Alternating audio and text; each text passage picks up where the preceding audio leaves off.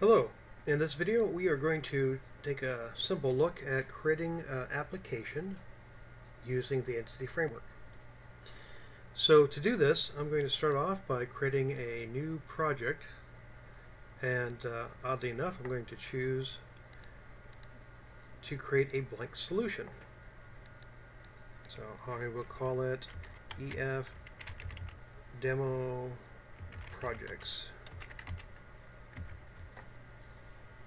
Now from there, I can go ahead and add in a couple projects. First project I'm going to add in is a class library project. This is going to be my data processor, so I'm going to call it EF Data Processor.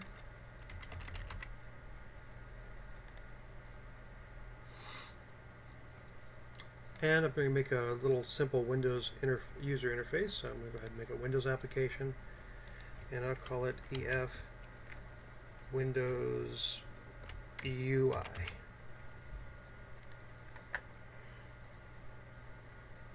Now I have two projects in here. I don't need this class file, but I do want to go ahead and keep the form 1. That'll be fine. There's one more thing ingredient I need is I need a database to work with. So what I'm going to do is I'm going to take this SQL file I have here, I've created.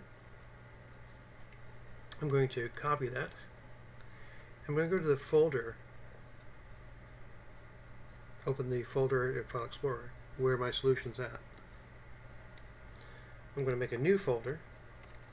I'll call it SQL Code. And I'll put my SQL file in there. Now you would think that Visual Studio would pick up on that folder being inside of its folder. It does not, though. So I have to go through and add in a new solution folder. You can call it anything you want, but I don't see any reason why not to call it the same as the one we just made. SQL Code, and I will add an existing item, SQL Code, and put it in the solution. And now I have the three things I need. I need code for creating a database, code for creating the Entity Framework data processing layer, and code for working with creating a user interface in Windows. Now, to get the database in place, what I need to do is I need to go ahead and run this code. If I had made the database previously, I'm going to connect to the server, whatever server that is. In my example, I'm going to go through and connect to my local DB on this machine, but certainly I could connect to just my standard installation, default installation of SQL Server, or anything else. But again, I'm going to go ahead and connect to the Microsoft's local DB just for this demonstration, not because there's anything special about it.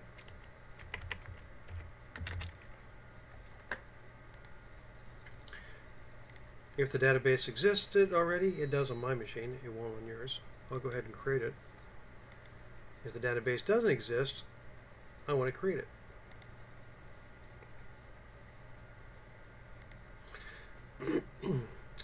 Now, I want to focus on that database by using the use command.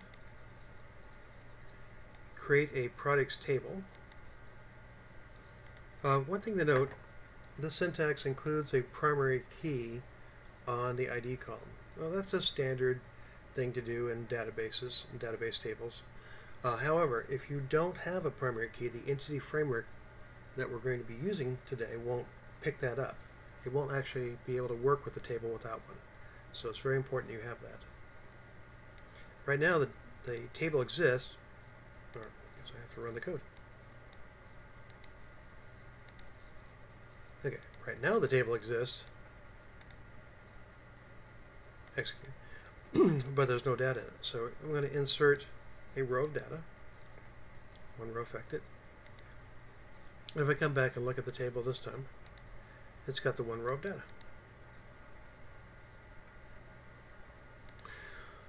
Now, you don't want to let people directly work with your tables. You should make abstraction layer tools or objects to work with the table. The two most popular choices are a view, which is a named select statement. You take the same select statement we just ran, and you give it a name. It's called a view. Now, instead of working directly with a table, you select from the view. This has proven over time to be a very effective way to create database objects. So, without going into details of why it's so effective, you can do some research if you want. Just let me assure you that this is a best practice. Same is true for my insert statement. I don't want to insert directly into the table. I want to insert through an abstraction layer object, such as a stored procedure. Here I'm creating a stored procedure with the parameters ID and name. When the stored procedure is called, I'll pass in values for ID and name, and I'll use those values to insert the data into the table. With this made, I can execute the stored procedure and pass in my values. And finally, see that the values are there. So with this, the database is created. It's got three objects in it. It's got a products table, it's got a vProducts view, and it's got a p-insert products stored procedure. And those three objects are the most common things you'll work with in databases. If for some reason you are having problems getting the code to run for SQL, try this technique. Go to Server Explorer, go to Data Connections,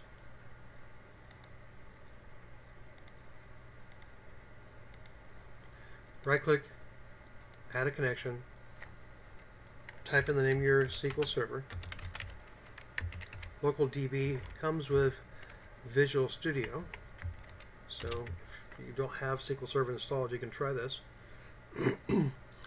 If the Entity Framework demo database doesn't exist yet, just type it in. For example, I'm pretty sure that this database doesn't exist. I'll just type it in. When I say OK, it'll try to create the database and you'll be connected. Then I could right-click and say New Query and run the same code that we just saw by copying the code from here and running it here. I do not know why sometimes it doesn't work in Visual Studio for you to have a SQL file that can execute code directly, but this seems to work when the other does not. So give that technique a try if you have problems running the SQL code. With the database and tables and views and stored procedures in place, we now move on to the Entity Framework data processor. To work with it, I'm going to make sure that the Entity Framework has been added to both of these projects. Currently, they're not. So I'm going to right-click on the solution and go to the option here for Manage NuGet Packages for Solution.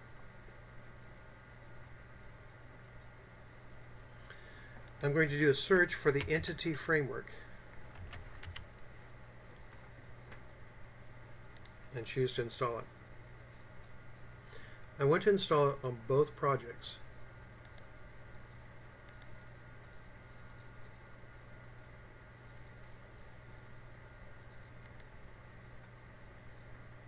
And now the references are made on both projects. In the data processor, I want to go ahead and create a new item. Under data section should be ADO.NET Entity Data Model. So I'm going to make a new Entity Framework Data Model that's going to point to my database and its objects. So when the wizard moves to the next screen, I'll choose from the database. I don't have a connection yet because I just deleted the one I had in the Server Explorer. So I'll just make a new connection.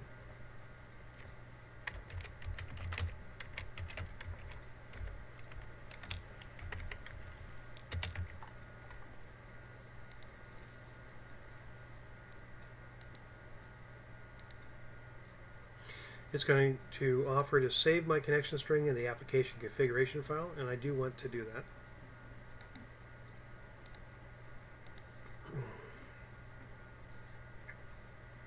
And I'll choose my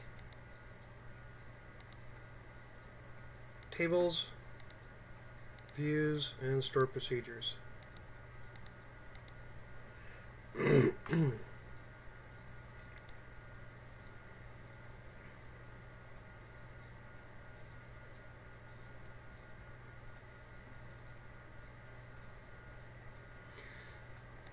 If I right-click and go to the browser model, I can see that my stored procedure was imported as well as a function, along with my view and the actual table.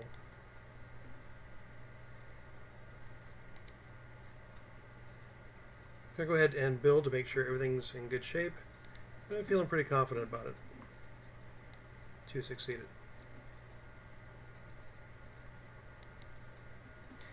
Now that the data processing layer has code that will allow it to work with the database, we're going to go over the user interface. But there's a few things we need to do to get it set up. First of all, we need to reference the data processor. I don't have a reference there yet, so I'm going to right-click and say Add a Reference.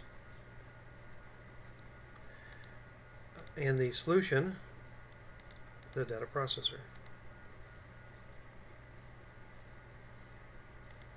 The second thing I need to do is the application configuration file for my user interface has references to the Entity Framework, but it doesn't have the connection string. And oddly enough, we need it in both places. So I'm going to go back to my data processor. I'm going to go to its application configuration file.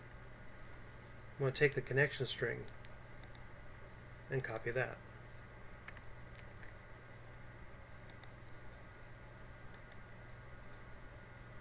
I will then go over to the Windows User Interface application configuration file,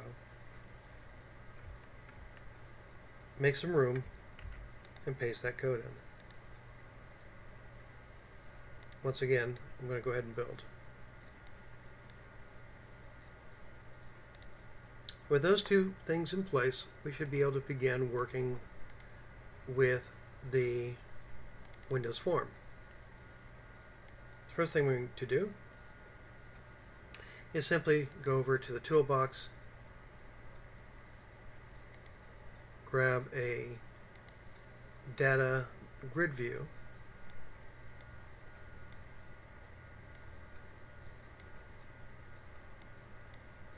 and a button.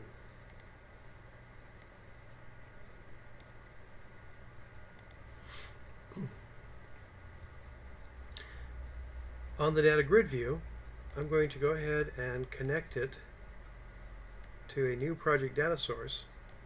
This will be an object, not the database.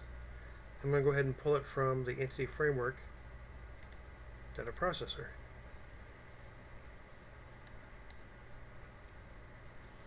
I don't want to add or delete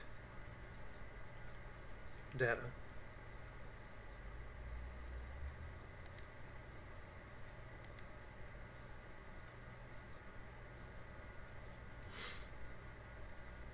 Looks like it naturally chose to go ahead and use my vproduct, which is good. That's exactly what I wanted to do.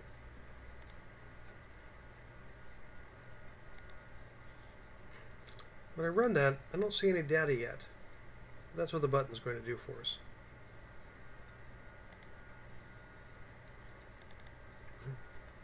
Here, I'm going to tell it to bind the data source to the grid. I'll do so by first starting off with entity framework, data processor, entities, and make an entities object.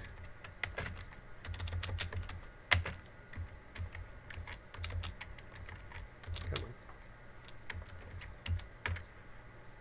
Now, for that data grid view data source,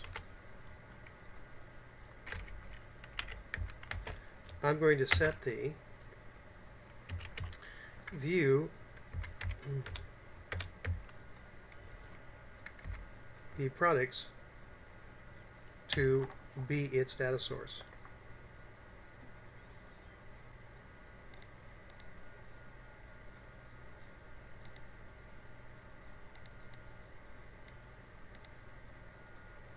However, I'm getting an error message. It's kind of weird because in earlier versions of the entity framework, this wouldn't have been an issue. But now, if you look at the error message, it's telling that you have to add additional code. A quick search on the internet will tell you the answer, but I'll show you what it is.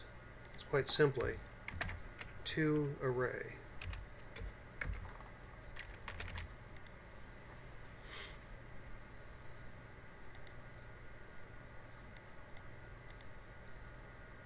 And there's our data.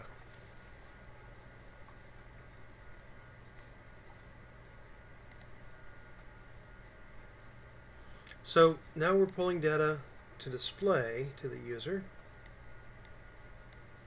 Let's go through and set up a mechanism for inserting data into the database using the stored procedure.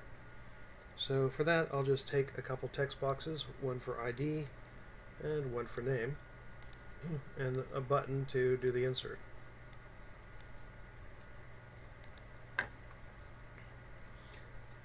Okay, for the button, we're going to need to connect to the entity framework data processor entities. As I said before, we're going to make an entity framework object. This represents the data context in technical terms. Now, we'll go through and say e.pinsert products. And they'll want the ID and name. Now, of course, we want to be able to hook it up to the text box. So let me go ahead and do that. Integer.parse text box1.text. That should convert that to an integer. And then the other one's a text already, a string, so we don't really need to parse that one. Text box2.text.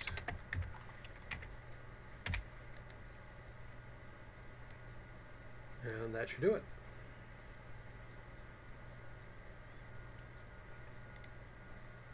Let's see if it runs. Let's see, currently we have 1 and 2. We're going to put 3 and prod C. Hit the button.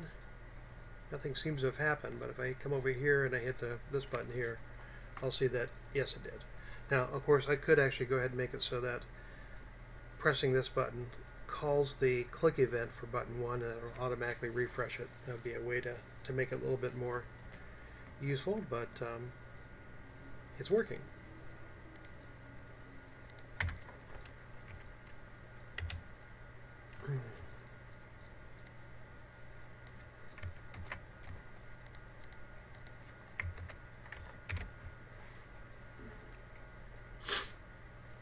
Let's see here. Sender and D.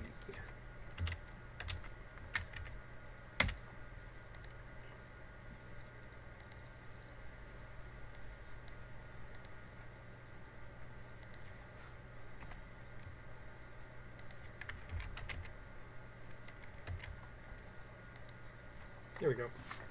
And so on. So you can see from this demonstration that working with the entity framework, it's a pretty easy way to go. Some people, most demos I've seen, they have you working directly with the table. And as you can see, there's really no good reason to do that. You should work through the abstraction layers. It's not very difficult, and it only takes a small amount of time to get them set up. Well, that's it for this video. Hopefully you found this useful. Take care.